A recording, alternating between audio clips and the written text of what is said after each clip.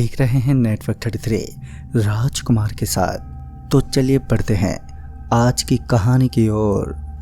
दोस्तों, ये कहानी अभिनव चौहान की है जो कि राजपूत जाति से संपर्क करते हैं। तो आइए जानते हैं देर रात घटी उनके साथ एक डरावनी घटना के बारे में। चाहे सुबह के 7 बज रहे हों या शाम के 10 बज रहे हों, उन्हें कभी भी किसी भी वक्त अपने काम धाम को संभालने के लिए बगल में मौजूद गांव में जाना पड़ता था और उसके बदले में टीवी कंपनी उन्हें एक मोटी रकम हर महीने प्रदान करती थी। लेकिन सारी जगह एक जैसी नहीं होती, सारा समय भी इंसान के जीवन में एक प्रकार का नहीं होता। जैसे जैसे वक्त बदलता है वैसे वैसे जगहों के साथ साथ इंसान का दौर भी बदलता ही है। वैसे तो अभिनव धर्म संप्रदाय के मामले में काफ़ी सीरियस रहने वाले इंसान थे, लेकिन कभी कभी कुछ चीज़ें इंसान के विपरीत हो ही जाती हैं। एक रात जब शाम के 7 बज रहे थे तो इस सर्द मनहूस रात में एक कस्टमर का कॉल आया। देर रात इस तरह कॉल आता देख एक समय के खातिर तो अभिनव का माथा ही खिसक चुका था, लेकिन कंपनी के काम होने के कारण उसे मजबूरन जाना ही पड़ता। पहले तो उसने फ़ोन उठाया तो उसे पता चला कि पास के गांव जिसे खेड़ा के नाम से भी जाना जाता है, वह किसी की डिश में अचानक ही खराबी आ गई और उसे ठीक करने के लिए अभिनव को तुरंत ही जाना होगा। सर्द रात और ऊपर से जुकाम से जमे हुए अभिनव के लिए यह कतई आसान नहीं था, लेकिन अपनी जॉब की भूमिका को निभाने के लिए उसने अपनी बाइक स्टार्ट कर ली। अभिनव का मन हो रहा था कि वो अपने घर परिवार के लोगों के साथ कुछ समय बिताए और साथ ही जलती हुई भीषण अग्नि से अपने शरीर को थोड़ा बहुत ताप प्रदान कर सके। लेकिन अपने काम के प्रति उस निष्ठा ने अभिनव को ऐसा करने से रोक दिया और फिर वो खेड़ा गांव की तरफ चल पड़ा, जो यहाँ से करीब 23 किलोमीटर दूर स्थित था। अभिनव के पास एक पुरानी बाइक भी थी जिसके तहत वो काफ़ी जगह पर अपने काम को अंजाम देता था। यूं ही बाइक ड्राइव करते दौरान उसकी नज़र सड़क पर हुए एक्सीडेंट पर पड़ी। तभी उसने देखा कि एक आदमी पूरी तरह घायल होकर सड़क के बीचों बीच पड़ा हुआ था और उसके सर से काफ़ी खून बह रहा था। उसकी हालत बेहद ज़्यादा गंभीर लग रही थी, लिहाजा उसी समय अभिनव ने अपनी बाइक को साइड में लगाया। लेकिन फिर उसे एहसास हुआ कि किसी भी एक्सीडेंट के केस में पड़ने से पहले उसे ये विचार अवश्य कर लेना चाहिए कि कहीं सारा का सारा जुर्माना अभिनव के ऊपर ही ना अटक जाए। लेकिन अभिनव एक बाइक चालक था और जिस चीज़ का एक्सीडेंट हुआ था वो एक विशाल सी गाड़ी थी। तो ऐसे में ये बात भी सही थी कि बाइक चलाने वाला कभी भी इतनी बड़ी गाड़ी को इस तरीके की बुरी दशा में धकेल नहीं सकता। अपनी बाइक से नीचे उतरकर अभिनव चारों तरफ नज़र दौड़ाने लगा और इसी बीच अभिनव ने देखा कि जिस गाड़ी का एक्सीडेंट हुआ था उसके ऊपर खून के बड़े बड़े धब्बे बने हुए थे। ऐसा लग रहा था मानो अभी भी गाड़ी के अंदर कोई है, लेकिन गाड़ी थोड़ी सी गहरी खाई में गिर चुकी थी, जिस कारण वो उस खाई के अंदर प्रवेश करने से डर रहा था। पहले तो उसने सड़क पर पड़े उस आदमी को संभाला तो उसकी मौत हो चुकी थी। थाने में फ़ोन करने के लिए जब उसने अपना फ़ोन निकाला तो पता चला कि फ़ोन सिग्नल में नहीं था। यहाँ पर नेटवर्क की एकदम कमी थी, नेटवर्क ना के बराबर था। अभिनव को थोड़ा गुस्सा आ रहा था तो थोड़ा भय भी प्रतीत हो रहा था।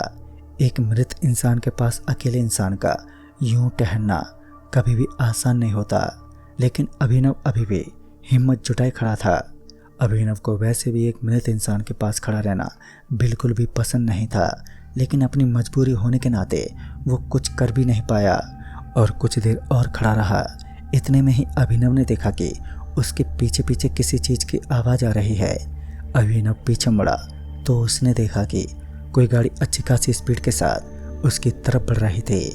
उस गाड़ी की रफ्तार इतनी ज़्यादा तेज़ थी कि अभिनव जल्दी से भागता हुआ सड़क के किनारे पहुंच गया और उस गाड़ी ने एक बार फिर उस लाश को कुचल दिया। अभिनव की आंखें अब फटी की फटी रह गईं, मानो उसके पैरों तले ज़मीन ही खिसक गई हो, क्योंकि उसने देखा कि अब उस लाश के टुकड़े टुकड़े हो चुके थे। खून से पूरी सड़क अब लाल हो चुकी थी। उस आदमी को कुचलने के बाद वो कार पता नहीं अचानक ही कहीं पर गायब हो गई। इस बात का पता तो कोई भी नहीं लगा पाया, लेकिन वो एक भयानक गाड़ी थी जो बिना परवाह आगे बढ़ रही थी। या तो उस गाड़ी के ड्राइवर ने शराब का नशा कर रखा था या फिर वो गाड़ी ही शराबित थी। कुछ भी था, लेकिन गाड़ी की स्पीड इतनी ज़्यादा होना कोई आम बात नहीं हो सकती। अभी अभिनव इसी इंतजार में था कि कोई उसकी मदद कर सके और वो इन लोगों को अस्पताल तक पहुंचा सके जो अभी भी उस खाई के अंदर गाड़ी में पड़े हैं। खाई के अंदर पड़ी उसकी यह गाड़ी काफ़ी देर तक एकदम वीरान पड़ी रही, मगर थोड़ी ही देर के बाद हलचल होने लगी। उस गाड़ी के अंदर से एक कटा हुआ हाथ बाहर निकला। पहले तो ये नज़ारा अभिनव को नजर ही नहीं आया, मगर बाद में उसके पैर एकदम से अकड़ गए। उसने जब नीचे की ओर देखा तो उसने पाया कि एक हाथ ने उसके पैर को पकड़ रखा था और ये हाथ जमीन के अंदर से बाहर निकला था, जो अपने शैतानी रूप के साथ उसके पैरों को पूरी तरह जकड़ चुका था। अभिनव ने अपने पाँव को छुड़वाने की पूरी तरह से कोशिश की, लेकिन उस हाथ के अंदर इतनी ज़्यादा मजबूती थी कि अभिनव अपनी संपूर्ण शक्ति का समर्पण करने के बावजूद भी अपने कदमों को हिला तक पाने में सक्षम नहीं था। अब अभिनव को गुस्सा आने लगा और गुस्से से लथपथ होकर बहुत जोर जोर से चिल्लाए चीखा, लेकिन इससे कोई फ़ायदा नहीं हुआ क्योंकि वो एक शैतानी रूह का हाथ था। जैसे अभिनव ने एक बार फिर उस हाथ के ऊपर अपना हाथ लगाया तो जंजीरों के भांति बंधे हुए उसके पैर एकदम से मुक्त हो गए और साथ ही वो शैतानी हाथ आग में जलकर वहीं भस्म हो गया। ये नज़ारा देखते ही अभिनव के शरीर के रोंगटे खड़े हो गए। अब उसे किसी भी हालत में यहाँ से जल्दी से निकलना था, लिहाजा उसने अपनी बाइक स्टार्ट की और वो बाइक पर बैठ गया। लेकिन फिर जो हुआ उसके बारे में अभिनव ने अपनी ज़िंदगी में कभी सोचा तक नहीं था। उसने देखा कि एक छोटे छोटे टुकड़ों में बटा हुआ वो शरीर अब वापस एकजुट होने लगा है। दरअसल उस कटे फटे शरीर को इस तरह एकजुट होता देख अभिनव को समझ ही नहीं आया कि आखिर ऐसा कैसे हो रहा है। वो शरीर तो पूरी तरह से फट चुका था। कहते हैं इंसान जब खौफनाक दृश्य को अपनी आंखों से देखने लगता है तो उसे न केवल डर लगता है बल्कि वो उस डर को मिटाने का कोई ना कोई रास्ता भी खोजने लगता है। एक तो ये गहरी रात, ऊपर से चारों तरफ अब धुंध के साथ साथ कोहरा भी आतंक मचा रहा था और आगे का रास्ता ठीक से देख पाना भी बेहद मुश्किल था। अब तो बाइक चलाना भी ना के बराबर प्रतीत होने लगा क्योंकि अभिनव का पूरा शरीर कांप रहा था और कांपते हुए शरीर के साथ आगे बढ़ पाना हर इंसान के लिए नामुमकिन जैसा होता है। लेकिन जब बात अपनी जान पर आन पड़ी हो तो इंसान अपने आप को बचाने के खातिर उन सभी प्रयासों को अंजाम देता है जो वो कर सकता हो।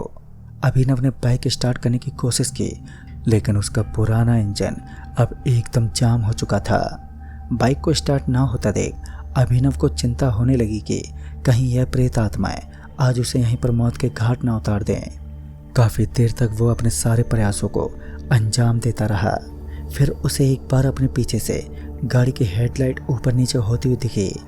जब उसने पीछे देखा तो उसने पाया कि सफ़ेद कलर की ये गाड़ी वही कार थी जिसने कुछ समय पहले ही उस आदमी की लाश को बुरी तरह कुचल दिया था और अब की बार शायद अभिनव की बारी थी।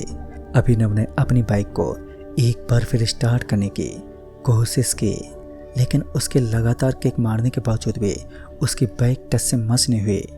बाइक स्टार्ट होना तो दूर की बात थी, बल्कि उसकी बाइक के अंदर से काला काला धुआं सा बाहर निकलने लगा, जो ये बता रहा था कि कोहरे और ठंड ने बाइक के इंजन को कुछ पल के खातिर जाम कर दिया है और वो तभी स्टार्ट हो पाएगी जब उसे थोड़ा बहुत धक्के का सहारा मिलेगा। लेकिन यहाँ ऐसा कोई नहीं था जो उसकी बाइक को धक्का मार सके। यहाँ दूर दूर तक इंसान का तो कोई नामो निशान नहीं था। जो भी लोग वहाँ पर मौजूद थे वो भूत थे जो उसका कभी भी विनाश कर सकते थे। उसने बार बार अपनी कोशिशों को अंजाम देने की कोशिश की, लेकिन कुछ नहीं हुआ। ऊपर से वो गाड़ी एक बार फिर अच्छी खासी रफ्तार के साथ उसी की तरफ बढ़ने लगी। अभिनव को ज्ञात हो चुका था कि अब वो गाड़ी उसे जिंदा नहीं छोड़ने वाली, तो उसने तत्काल ही अपनी बाइक को वहीं पर छोड़ दिया और बाइक से नीचे उतर गया। बाइक से नीचे उतरने के बाद उस गाड़ी ने बाइक को इस कदर हवा में उड़ाया कि उसकी बाइक किसी कचूमर की तरह बन गई। उस बाइक का इंजन भी फट चुका था। अभिनव को इस बात का दुख नहीं था कि उसकी बाइक टूट चुकी है। उसे दुख तो इस बात का था कि वो सही समय पर अपने कस्टमर के घर नहीं जा पाया। वैसे भी वो बाइक अब पुरानी हो चुकी थी। कहते हैं इंसान की किस्मत जब बदलती है तो उसकी ज़िंदगी में एक नए मोड़ का जन्म होता है। कुछ देर के बाद ही अभिनव को उम्मीद की एक किरण नजर आने लगी जो उसे एक नई ऊर्जा प्रदान कर सकती थी। उसने देखा कि एक बाइक अच्छी खासी रफ्तार के साथ उस हाईवे से गुजरने वाली थी।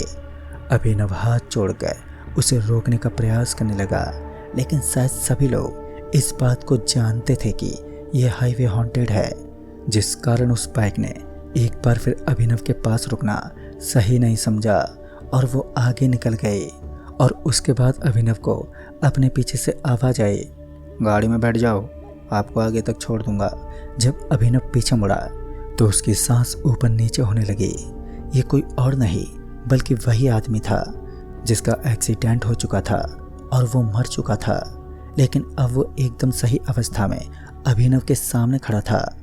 वो आदमी कहने लगा कि डरो मत, तुमने अपने फ़र्ज को अदा किया है और मैं भी अपने फ़र्ज को निभाने का पूरा हकदार हूँ।